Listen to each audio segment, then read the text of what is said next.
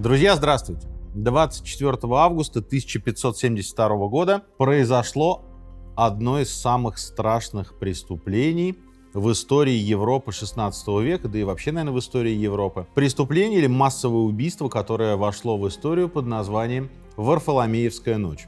Это массовая резня гугенотов католиками в городе Париже.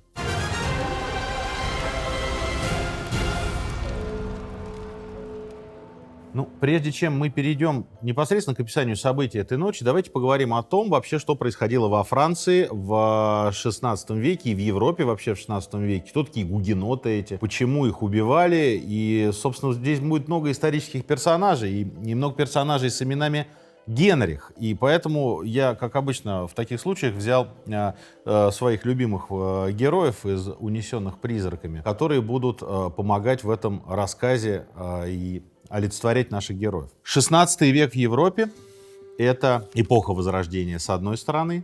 С другой стороны, это эпоха, когда вся Европа боится турецкого вторжения, и турки осаждают Вену и вообще грозят Европе завоеванием. И самое главное, это эпоха реформации. Все начинается в 1517 году, когда Мартин Лютер приколачивает к дверям собора свои знаменитые тезисы за реформацию церкви. В лоне католической церкви появляется течение, которое назовут протестантизм, и людей, которые будут его приверженцами, будут звать протестантами. То есть старая церковь, мы это еще с вами на уроках истории не проходили, реформации мы посвятим отдельный выпуск, но если коротко, это борьба за очищение церкви, которая в тот момент погрязла в коррупции, которая не устраивала новый класс, нарождающийся в Европе, класс буржуазии. И вот, собственно, людям нужна была, части людей, части социума была нужна новая церковь. И вот эта борьба протестантов и католиков, она начала разрастаться по Европе. Началось все это в Германии, потом север Европы, Голландия, нынешней территории Бельгии, Швейцария постепенно туда втягивается. И, конечно, большие державы.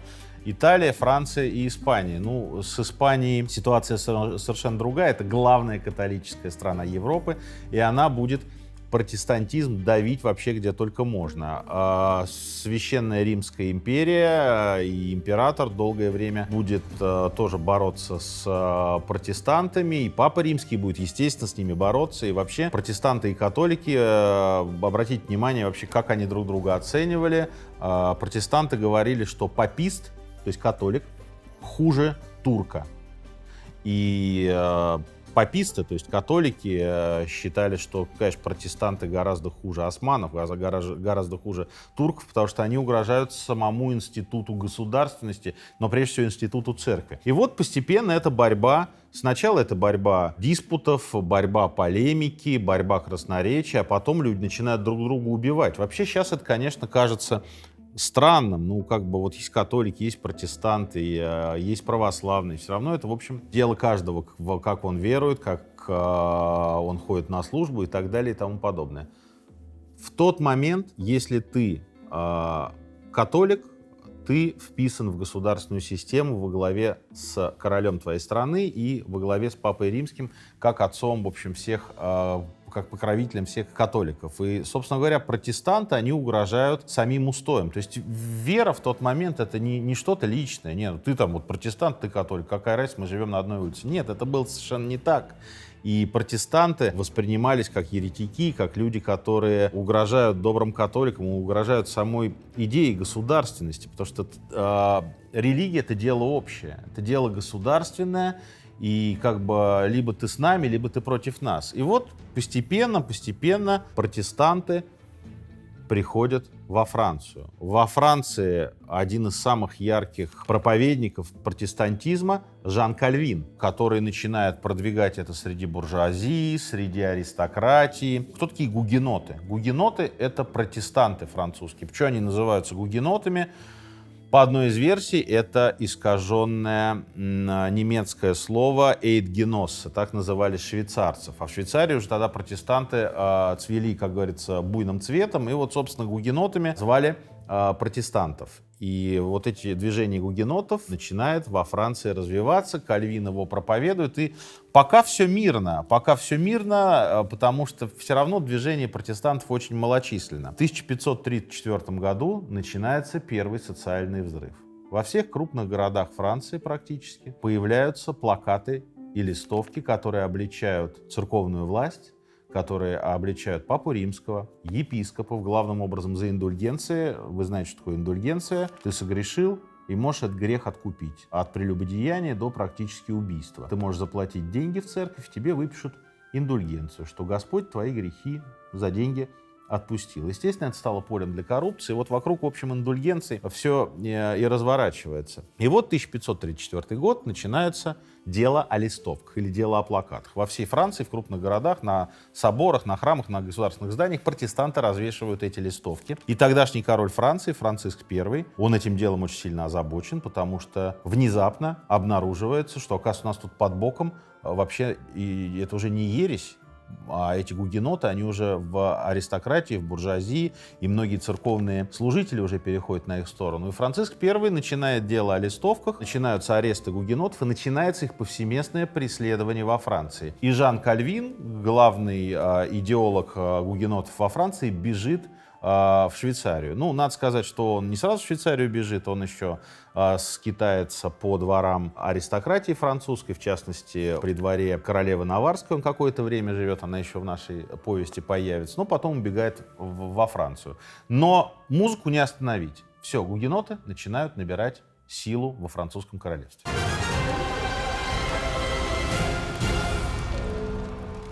Во Франции короли меняются. Умирает Франциск I, ему на смену приходит Генрих II. Генрих II умирает, и остается после него жена. И вот на сцену выходит наша первая героиня Екатерина Медичи. Посмотрите выпуск про род Медичи, который размещен на моем канале, если вы его еще не видели. Там про нее, в частности, говорится. Но сегодня мы поговорим подробнее. Вот Екатерина Медичи, вдовствующая королева. Муж ее, Генрих II, умер. Отношения у нее были с ним ужасные в конце жизни Генриха, потому что он был увлечен всерьез только одной женщиной, Дианой де Пуатье, его фавориткой. И, собственно говоря, Екатерина становится правящей фактически королевой. Потому что у нее есть 3 сына. На самом деле детей у нее больше гораздо, но для нас в этой повести интересны 4 ее ребенка.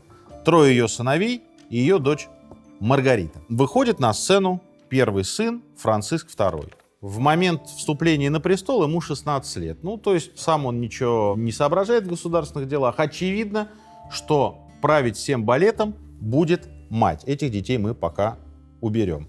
И, собственно говоря, Екатерина Медичи начинает королевством управлять. Это 1547 год. Давайте на 10 лет назад отступим. 1537 год. Франция ведет войну с Священной Римской империей, с императором. Правят там Габсбурги. Габсбурги в огромная династия. Они правят в Священной Римской империи, они правят в Испании. Это католики. Война идет совершенно не за религию, а за обладание территориями. И вот во время этой войны служат 2 товарища.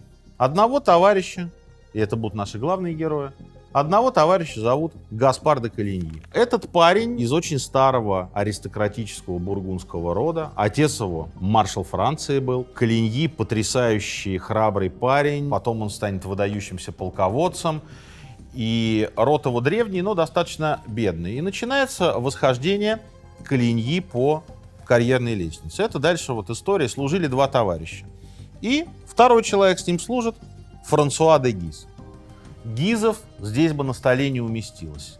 Вот героев, которые будут во всех религиозных войнах участвовать, их человек 10. Для нашей истории мы возьмем 3. Ну, пока выведем на сцену первого. Франсуа де Гиза, отца. Де Гизы — влиятельный род из Лотарингии. Посмотрите, где она находится. Это провинция Франции. Аристократы, имеющие финансовый ресурс, но самое главное, имеющие религиозный ресурс, потому что в семье Гизов постоянно появляются влиятельные священнослужители, кардиналы лотарингские. И вот эти 2 товарища служат вместе, оба католики, подчеркнем это. Они служат вместе и участвуют в войне. Колиньи себя потрясающе проявляет, и ему французский король дает чин генерала-полковника. В 1547 году Колиньи попадает в плен, и отправляют нашего Колиньи в заточение в город Гент, который находится теперь в Бельгии. Тогда это территория, которая называлась Фландрией. Территория, уже зараженная вирусом протестантизма. Колиньи переписывается с одним из идеологов протестантов Кальвином, и постепенно он становится протестантом. Во время войны с Гизом они ругаются. Были два лучших друга, ругаются насмерть. Пока о протестанстве речи нет никакой, но тем не менее дружбы между ними никакой нет. И вот наш герой Коligny сидит сначала в Генте, потом его переводят в испанский плен, и долго ли, коротко ли, он находится в плену до практически начала Первой религиозной войны, потом возвращается во Францию, возвращается уже окончательно протестантом. Друзья мои, я убежден, что успех в любом деле зависит от деталей. И главная деталь в жизни современного человека – это комфорт. Сегодня на рынке недвижимости огромное количество предложений. И чтобы сделать правильный выбор, обратиться стоит к надежному застройщику, такому как Level Group. За 7 лет в Level Group реализовали множество успешных проектов. И уже сейчас компания входит в топ-3 ведущих девелоперов Москвы. В основе проектов Level продуманная концепция, которая отвечает самым высоким требованиям. Расположение, инфраструктура, парки, благоустроенные внутренние дворы и функциональные лобби.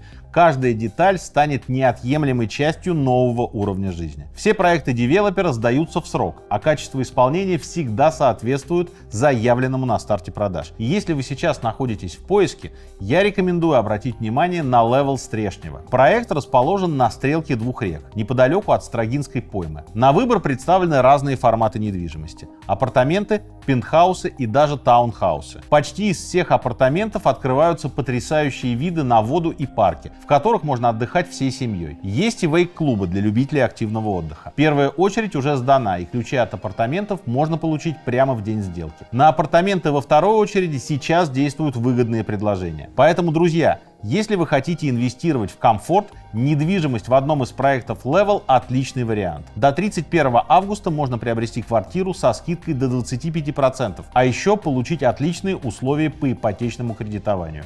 Ипотека 0% до 30 миллионов рублей на 3 года. Ссылка уже ждет вас в описании. Переходите прямо сейчас.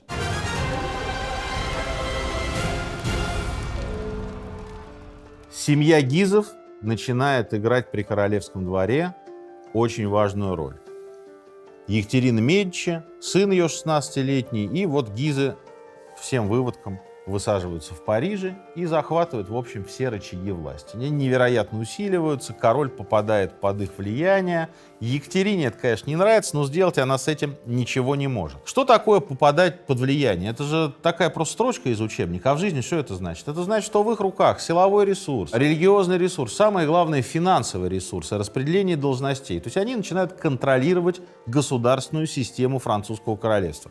Естественно, есть люди, которым это не нравится. И тут на сцену выходит другая ветвь французской аристократии. Это клан Бурбонов или клан Бурбонов-Канде. Первый — это Людовик Канде-Бурбон и сын его Генрих. Второй — это брат Людовика, его зовут Антуан Канде, и тоже сын его Генрих.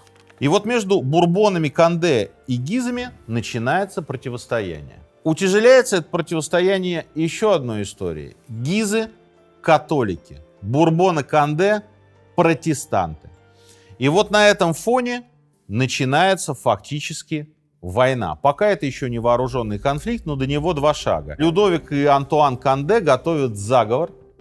Они хотят осадить замок Амбуаз, где живет малолетний, 16-летний, будем говорить, юноша, где живет юноша-король со своей матерью. Они хотят осадить замок, выкрасть оттуда короля и королеву-мать и, собственно, уговорить короля, чтобы он всех Гизов к чертовой матери изгнал. И, соответственно, занять своей семьей место Гизов. То есть вот такая вот история. И начинается этот заговор. Естественно, поскольку в него вовлечено огромное количество людей, о заговоре становится известно. Королевский двор усиливает охрану замка Амбуаз. И в 1560 году начинается штурм замка, но гугеноты, протестанты, давайте их гугенотами теперь называть, гугеноты разгромлены, замок взять не удастся, король в безопасности, Гизы торжествуют. Казалось бы, победа.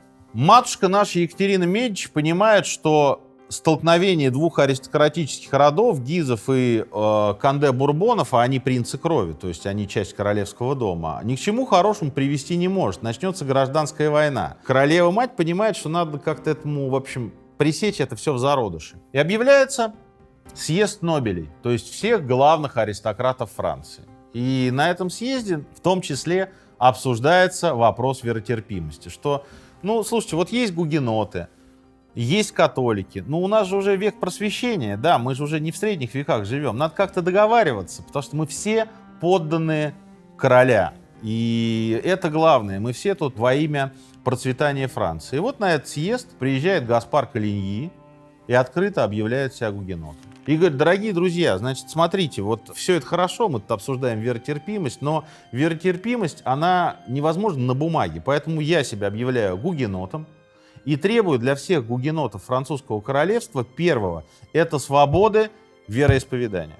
Мы хотим служить мессы так, как мы хотим их служить, мы хотим придерживаться наших верований, и ничего нам за это не должно быть сделано, потому что мы такие же, в общем, подданные короля и французские граждане. Екатерина Медичи понимает, что в элите гугеноты цветут пышным цветом. И, собственно говоря, чтобы гражданской войны не было, Екатерина думает о том, что надо как-то примирить два этих враждующих клана. Съезд Нобелей проходит, и в этом же году 16-летний Франциск II умирает. Вообще дети Екатерины Медичи были плохого здоровья, у всех практически была болезнь легких, и великая, да, она, конечно, великая королева, пережила практически всех своих детей. Но всех детей королей она пережила точно. Франциск умирает, и на смену ему приходит второй сын Екатерины Медичи, Карл IX. Ему 10 лет. Ну, то есть, что за король в 10 лет?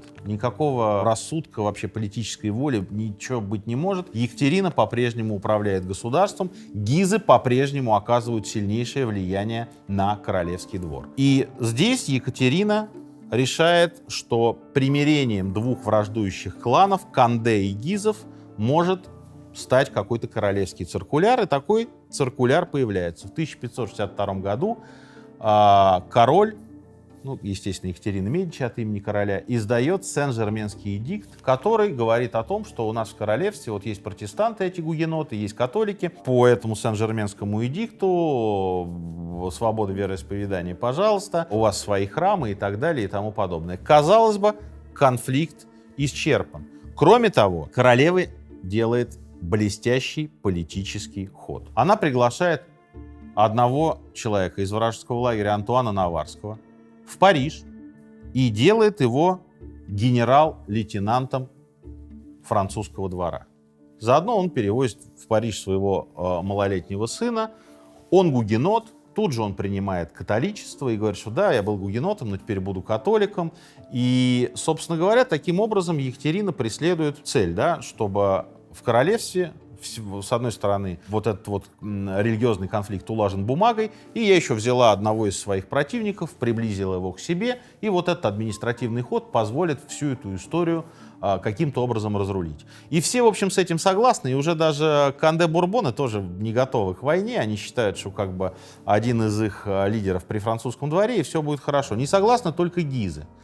И Гизы начинают играть свою игру. Семья Гизов начинает готовить политическую комбинацию. Я вам уже сказал, что это аристократы, у них в роду кардиналы лотарингские, то есть у них религиозный ресурс, у них есть финансовый ресурс. У них нет только одного пока, достаточной степени нет одного ресурса силового. И тогда Франсуа де Гиз делает триумвират. В триумвират входит Сент-Андре, маршал Франции, и Монмаранси. Коннетабль Франции — это высшее воинское звание. То есть теперь у Гизов в руках все. У них религиозный ресурс, у них властный ресурс и у них силовой ресурс. Они начинают действовать. 1 марта 1562 года во французском городке Васси гугеноты служат мессу. И вот под руководством Франсуа де Гиза врываются на мессу вооруженные люди и начинают гугенотов вырезать. Убит 60 человек. После этого Гизы захватывают королеву и малолетнего короля Карла, и под давлением Гизов и триумвирата отменяется эдикт о свободах для гугенотов. гугеноты становятся вне закона. И, собственно говоря, так начинается Первая религиозная война. Немедленно восстают Канде, Людовик Канде со своим сыном и Гаспар де Калиньи. Второй Канде при французском дворе, как я вам уже сказал, он перекрестился в католичество из-за того, что получил государственную должность. Он примыкает к лагерю гизов.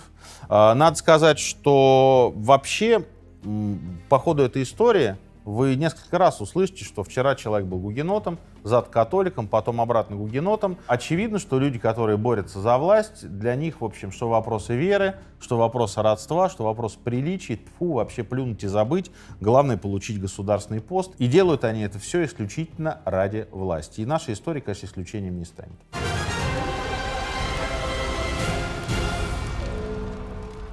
Таким образом, во Франции начинается Первая религиозная война, а на самом деле, конечно, война гражданская. Ее действующие лица, начнем с лидеров гугенотов. Людовик Бурбон, его сын Генрих и Гаспар Калиньи. Это главные действующие лица, главные лидеры гугенотов. Лидеры католиков. Франсуа де Гиз, два его сына, Генрих, опять Генрих, популярное очень имя в тот момент было, извините, ничего не могу поделать, и Шарль, коннетабль Монморанси и маршал Франции Сен-Андре. На их же стороне королева Франции Екатерина Медичи и сын ее Генрих, которому, повторюсь, на тот момент 10 лет. И здесь перебежавший из лагеря гугенотов Антуан де Бурбон, король Наварры. И его малолетний сын, опять Генрих, извините меня, пожалуйста, он пока в нашей истории не участвует, будет жить здесь. Начинается Первая религиозная война. Людовик Канде с своей армией берет город Орлеан. Орлеан достаточно крупный французский центр, и вот он осажден, гугеноты его взяли. Гугеноты немедленно подписывают союз с Англией, потому что Англия тоже протестантская страна, а если во Франции плохо, в Англии что значит? Хорошо. Англичане немедленно поддерживают эту распрю и вписываются за гугенотов. Французы заручаются поддержкой католической Испании.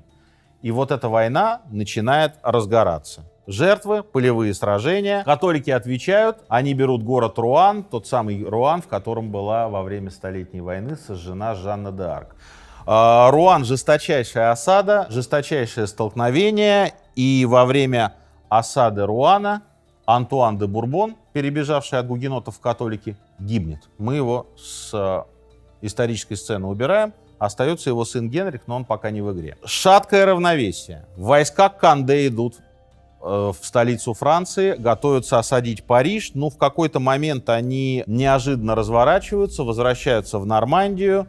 Пара жесточайших столкновений. И дальше получается следующее. Сент-Андре, маршал Франции, погибает.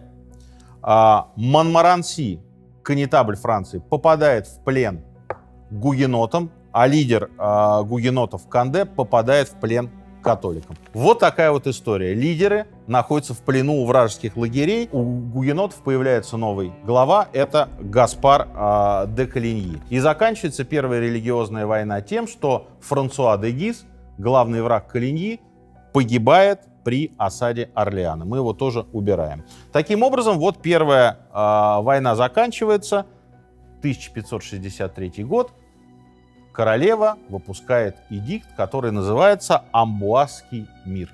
Мирный договор предусматривает, что пленные возвращаются в свои семьи, и опять всем гугенотам дарована свобода вероисповедания. Пожалуйста, служите свое место. Казалось бы, все хорошо, но нет. Мирный договор долго не живет, потому что семья Гизов готовит фактически переворот. Отец их погиб, но Генрих Гиз и его брат Шарль, вся семейка готовят международный альянс католических держав. Они снова договариваются с испанцами, они договариваются с императором Священной Римской империи и, в общем, готовятся повлиять на королеву и короля, чтобы весь этот договор о свободе вероисповедания для гугенотов был отменен. Гугенот тоже не дремлет. Гаспар Калиньи, Людовик Канде Бурбон, сын его Генрих, готовят свои войска к войне. И сын убитого Антуана де Бурбона, Генрих Наварский, тоже подрастает, он растет при дворе своей матери, которая гугенотка, и он тоже плавно перекочевывает в лагерь гугенотов. То есть понятно, что стороны готовятся к войне. Более того, Калиньи, который, как мы помним, сидел в плену в Генте, Он обращается к протестантскому миру, англичане начинают ему помогать, помогают немцы, то есть Пфальц, это большое графство, посылает на помощь гугенотам 14 тысяч бойцов. Для того времени это достаточно большой отряд, люди, которые воевать умеют, и понятно, что во Франции назревает война. Гизы все больше и больше влияют на короля и на королеву и говорят, что это не порядок, это развалит Францию. Вот видите, и испанцы тоже против, и Священная Римская империя. Надо отменять этот эдикт о вероисповедании. И гугенотов уже, конечно, душить до конца. Гугеноты решают играть на опережение, решают похитить короля. Ну, есть католики это сделали в прошлом цикле. Почему мы-то не сможем этого сделать? В историю этот эпизод вошел как сюрприз в Мо. Король и королева вместе с двором едут в Париж. По пути их хотят перехватить гугеноты. Гугенотов, естественно, сливают. И французский двор прибегает к помощи швейцарских наемников. Они становятся в каре, то есть в квадрат. И вот в окружении этого каре, значит, французский король и королева едут в Париж. На горизонте появляется конница гугенотов, но они видят, что уже все готовы, все вооружены, и похищение не состоялось. А дальше начинается вещь, которую потом, после Варфоломеевской ночи, будут гугенотам долго предъявлять, что это с вас же все началось. Город Ним, это юг Франции. Если вы помните выпуск о катарах, если вы его не помните, посмотрите, там когда-то была, несколько столетий назад была религиозная война, катары расцвели на всем юге Франции, король объявил крестовый поход, сжег южные города, но на юге все равно будет зреть веками, продолжаться это противостояние с Парижем. И Ним становится протестантским городом. День Архангела Михаила, на этот религиозный праздник гугеноты вырезают католических священников. В историю этот день войдет как Мишелада, и его долго будут гугенотам вспоминать, что вы порезали наших священников. И дальше начинается Вторая религиозная война. Война идет в полный рост с выжиганием соперников, с выжиганием их земель, замков, выжиганием, естественно, крестьянских угодий и так далее и тому подобное. И продолжается она целый год. Стороны истощаются. Причем война доходит до такой точки, что Канде и Колиньи осаждают Париж. В Париже сидит королевская семья, Париж в осаде. Они отрезают все дороги, чтобы лишить Париж продовольствия. И в какой-то момент в пригороде Парижа, Сен-Дени, происходит столкновение. В результате этого столкновения коннетабль Франции Монмаранси погибает. Но стороны уже истощены, и в 1568 году заключается мир в Ланжумо. Мир, гражданская война закончена. Мир продолжается недолго. Гизы, под чьим контролем королевские дворы, Париж. Гизы очень популярны, они становятся настоящими католическими вождями Франции. То есть, конечно, это война элит, но простые люди в большинстве поддерживают католицизм. В каких-то частях Франции они поддерживают гугенотов, но в основном и в Париже, главным образом, Париж — католический город. Снова отменяется свобода вероисповедания для гугенотов. Гугеноты опять взывают, что называется, к мировому сообществу, к европейскому сообществу, и им на помощь приходят голландцы, отряд под командованием Вильгельма Оранского. Это голландские протестанты. И начинается Третья религиозная война. В марте 1569 года состоялся бой при Жарнаке, ожесточенная битва, и в результате которой один из лидеров гугенотов, Людовик Канде, погибает. Мы его убираем.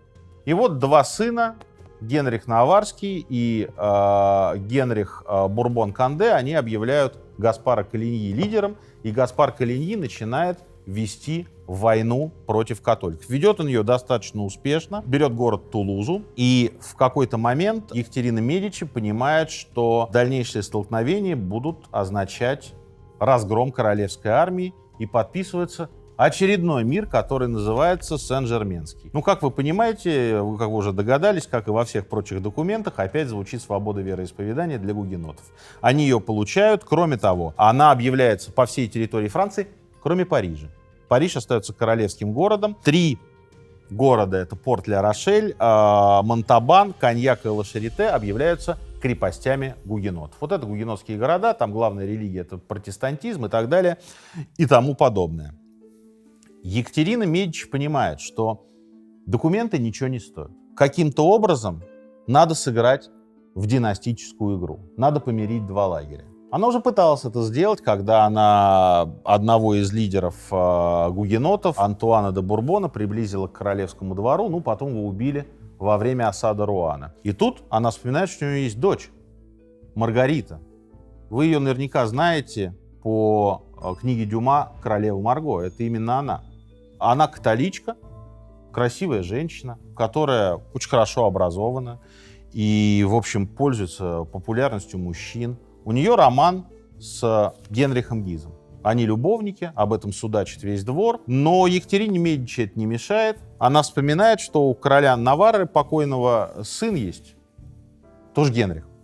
А почему бы вот не сыграть вот в такой династический альянс? Поженить этих двух товарищей, таким образом два враждебных лагеря примирить, скрепив узами брака. Долго ли, коротко ли, свадьба готовится, стороны вступают в переговоры. Екатерина Медичи пишет письмо матери Генриха и говорит, что как бы было бы хорошо вот такой альянс сделать. Возможно, вы будете ему противиться, потому что про меня всякие гадости распространяют, но вы им, пожалуйста, не верьте. И мать Генриха ей отвечает в переписке: да ничего страшного, я слышал, что вы едите маленьких детей, меня это не смущает. В общем, стороны договариваются о браке, и вся страна замирает. Маргарита и Генрих Наварский будут мужем и женой, и, скорее всего, это наконец-то положит конец гражданской религиозной войне между гугенотами и католиками. Как бы не так.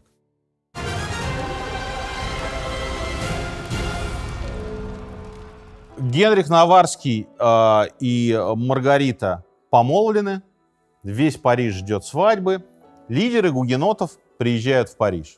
Более того, не просто они приезжают, они в нем укореняются, и Гаспар Коligny сходится с королем Карлом. Король Карл подпадает под его влияние. Гаспар Коligny говорит, что вообще очень хорошо, что протестанты, то есть гугеноты и католики помирились, но нам вообще протестантов надо поддерживать как французской монархии по всей Европе, потому что это молодая пассионарная сила, это наши союзники. Там у нас бывшие союзники испанцы, они католики, они всегда хотят отхапать у всех кусок земли, и Екатерина Медичи понимает, что Коligny сейчас этого короля Карла уговорит до войны с испанцами. А войну Франция не выдержит, потому что только что было 3 религиозных междоусобицы, 3 гражданских войны, страна разорена, финансы ни к черту, и надо как-то вот этот альянс разрушить. Семья Гизов, естественно, приходит на помощь королеве и говорит, ну вот, послушайте, вы же хорошее дело сделали, поженили 2 отпрысков из разных религиозных лагерей. Но приехал этот черт Гаспар Коligny, смутил короля, он привез с собой Генриха Бурбона, они тут все, значит, ходят как у себя дома, и все это закончится плохо. Мы, конечно, считаем, что вы должны каким-то образом это дело закончить. На носу свадьба. Они помолвлены, но пока не женаты. На носу свадьба Марго и Генриха, весь Париж к ней готовится, и у королевы зреет коварный план. Екатерина Медичи считает, ну, если свадьба религиозные лагеря не помирила, надо пойти на крайние меры. Пока лидеры гугенотов в Париже, надо их бы повырезать всех. А без лидеров какое восстание? Какая гражданская война может быть? Никакой гражданской войны быть не может. И вот начинает королева и семья Гизов плести эту интригу. Как бы всех удобно убить? Ну, конечно, в день свадьбы. Вся же знать гугенотская приедет в Париж, и лидеров надо просто вырезать. То есть все вот эти вот красные свадьбы, которые вы в «Игре престолов» видели, они были на самом деле. И вот одна из этих красных свадеб — это Варфоломеевская ночь. Надо сказать, что свадьбе рады не все в католическом мире. Например, Папа Римский Григорий XIII, он на эту свадьбу разрешения не дает. И католические епископы венчать эту пару не хотят. Более того, французские элиты, парижская аристократия католическая говорит, что вы хотите прямо в Нотр-Даме поженить гугенота, протестанта и нашу девочку католическую, мы это вам не позволим. И свадьба состоится за пределами храма на паперти. И это тоже, конечно, совершенно удивительный случай. Гугенотская знать съезжается в Париж, приезжает мать Генриха Наварского, приезжает ее двор, и мать Генриха скоропостижно умирает. Вроде бы от воспаления легких. А злые языки говорят, что Екатерина Медичи послала ей перчатки в подарок прекрасные ажурные перчатки, которые были пропитаны ядом. Ну, Медичи короли ядов, как и Борджиа, это из итальянской истории проистекает. И, собственно говоря, мать Генриха умирает. 18 августа состоялась свадьба, гугенотская знать гуляет в Париже вместе с католиками, все обнимаются, выпивают, гуляет весь двор, но умные люди понимают, что сейчас начнет что-то нехорошее. Например, губернатор Парижа сваливает из города, чтобы не принимать на себя никакую ответственность. Екатерина Медичи не сразу решается послать сигнал к резне. Сначала подсылают убийцу, который должен убить Гаспара Коligny, лидера гугенотов. Убийца стреляет из аркебуза, но попадает Гаспару в руку. Он получает тяжелое ранение, но остается жив. Более того, в покушении на Коligny обвиняют семью Гизов, которые действительно к этому причастны. Они подослали убийцу, они обвиняют, они враги Коligny, из-за религиозных войн погиб их отец. И вот Коligny, значит, лежит дома, лечится, и наступает день 24 августа. С утра звонит колокол на колокольне Сен-Жермен-Ля-Аксеруа. Она в Париже до сих пор осталась. Можно посмотреть, как она выглядит. Изначальный план Екатерины Медичи состоит в том, чтобы убить лидеров гугенотов и на этом закончить. И действительно вооруженные люди начинают врываться в дома гугенотов. По преданию, ночью специальные патрули пометили гугенотские дома крестом белым, что здесь живет гугенот, его надо убить. И начинается резня с того, что врываются вооруженные люди в дом Гаспара Коligny,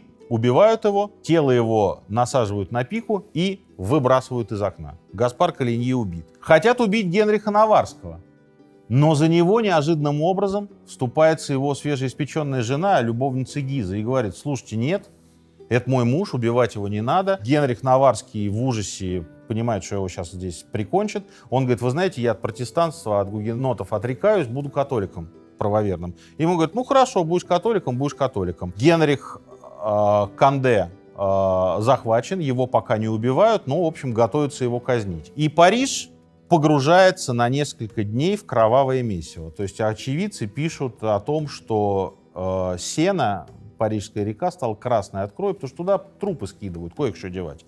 И труп Гаспара Коligny там где-то тоже в Сене плавает. Убивают всех гугенотов, потому что сначала хотели убить лидеров, и действовали вооруженные отряды, которые служили под руководством семьи Гизов.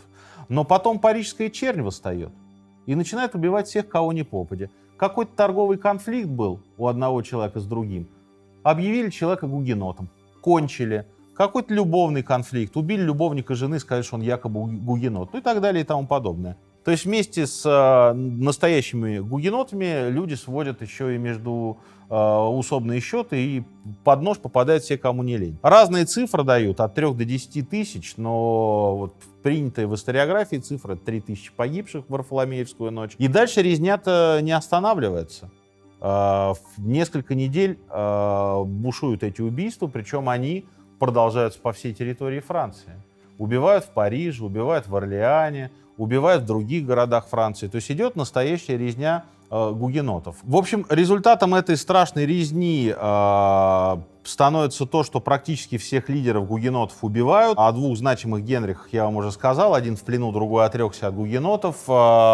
Гаспар де Коligny сброшен в реку, голова его отрублена. По легенде, голову эту отрубленную забальзамировали и послали папе римскому Григорию XIII, чтобы показать, что самый главный враг католиков убит. Тело его повесили вниз головой на Монфаконе. Монфакон — это вообще удивительное сооружение, оно не сохранилось до наших дней.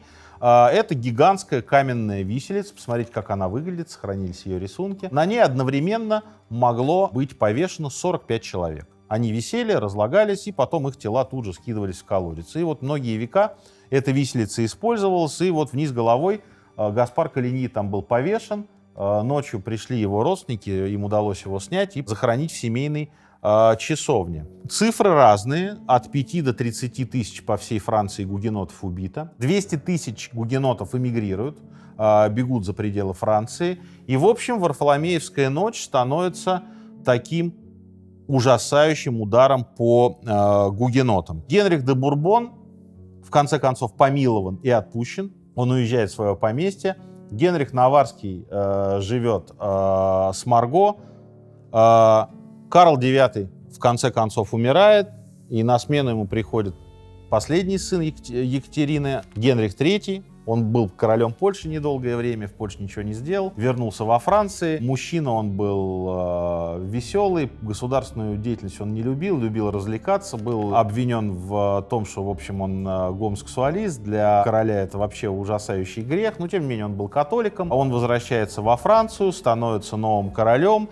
Гизы продолжают усиливаться, и дальше эти религиозные войны будут продолжаться вплоть до следующего царствия. Они закончатся только при Людовике XIII, когда кардинал Ришелье возьмет последний гугенотский город Ля-Рошель. Но, тем не менее, давайте поговорим о том, как вообще конфликт этот закончился. Да, вожди гугенотов повсеместно были убиты практически, гугеноты подверглись жестким гонениям. А что с нашими героями произошло? С нашими героями произошло следующее. В конечном итоге Генрих Наварский обратно объявляет себя гугенотом и возглавляет гугенотскую армию вместе с другим Генрихом, с Генрихом Канде.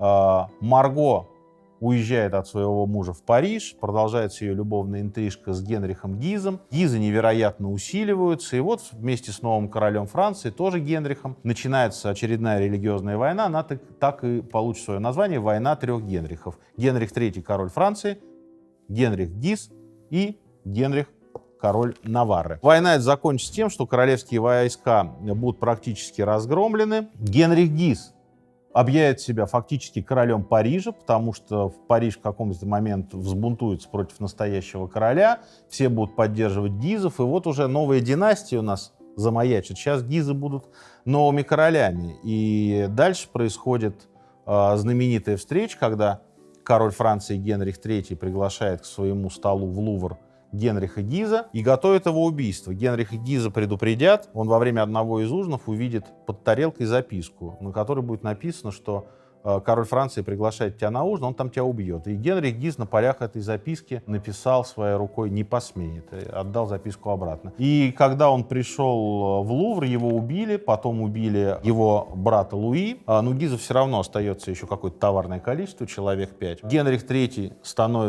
становится королем Франции, и в какой-то момент его убивают.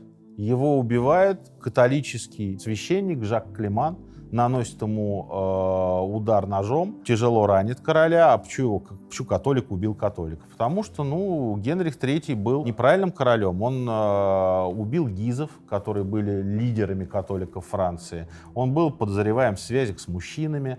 И вообще монархом был никудышным, по мнению католиков. И вот этот французский монах Жак Климан наносит ему смертельный удар. И больше никаких мужских отпрысков у династии Валуа нет. Есть вот эта вдовствующая королева Екатерина Медичи, и больше никого нет. И дальше происходит удивительное дело. Следующим человеком, который может возглавить французское королевство, становится гугенот Генрих Наварский. И он приезжает в Париж, и Генрих III, будучи при смерти, объявляет его своим наследником и умирает. И гугенот должен стать королем Франции. И Генрих приезжает в Париж, и там, перед тем, как венчаться на царство, он опять объявляет себя католиком. И появляется знаменитая фраза «Париж стоит месса». То есть королевский трон стоит того, чтобы отречься от своей веры. Он обратно становится католиком. И он становится королем Франции. Королева Марго не рожает ему никакого ребенка. Они в итоге разводятся. Генрих становится французским королем, Екатерина Медичи в какой-то момент умирает. Генрих заканчивает свою жизнь тоже не очень хорошо. Его убивает наемный убийца, а может быть фанат религиозный, католик Равальяк, который скажет, что я перекрестившимся королям не верю, и тоже его в какой-то момент пырнет ножом. Он умрет, у него останется сын, который станет королем Франции Людовиком XIII. Королева Марго тоже умрет, она к сыну своего бывшего мужа будет относиться очень трепетно, и она, умирая, оставит ему все свои владения и все свои деньги. И вот так начинается история Людовика XIII, при котором 3 мушкетера появляются, но это уже они у Дюма появляются, как-нибудь я расскажу вам их настоящую историю. Вот так заканчиваются религиозные войны. Вот почему произошла Варфоломеевская ночь. Она стала самым страшным преступлением, действительно, она Европу всколыхнула, и королева английская Елизавета написала письмо французскому королю, в чем виноваты перед вами малолетние дети и женщины, почему вы убивали всех. И даже Иван Грозный, Иван Васильевич Грозный напишет письмо императору Священной Римской империи Максимилиану с такими словами: «Старик, как же это такое массовая резня? Что же кровь-то христианская течет по всему, значит, Парижу? Как же это получилось?» Ну, то есть даже Иван Васильевич написал, проникся. Надо сказать, что Иван Васильевич за 2 года до этого при взятии Новгорода тоже положил по разным подсчетам 5 человек, да, когда он принуждал Новгород к покорности. Об этом в выпуске про опричнину я рассказывал. Но, тем не менее, действительно, ужасающий эффект произвела эта ночь, Варфоломеевская ночь на Европу. Но были люди, которые радовались этому. Глава католического мира, папа Григорий XIII, когда ему прислали забальзамированную голову Гаспара Калиньи, сказал: «Эта победа очень важная, она более важна, чем победа при Лепанто». За 2 года до Варфоломеевской ночи объединенный флот католиков разбил османскую эскадру. И с тех пор османы Европу не атаковали. Но Варфоломеевскую ночь папа Григорий XIII посчитал более важной победой и по этому поводу отчеканил медаль, где ангел с мечом, значит, и выгравирована дата. По протестантам во Франции был нанесен смертельный удар. Больше они периодически, они еще воевали несколько войн, но, в общем, ничем для них, никакими победами это не увенчалось. А в историю эта Варфоломеевская ночь вошла как одно из самых страшных злодеяний.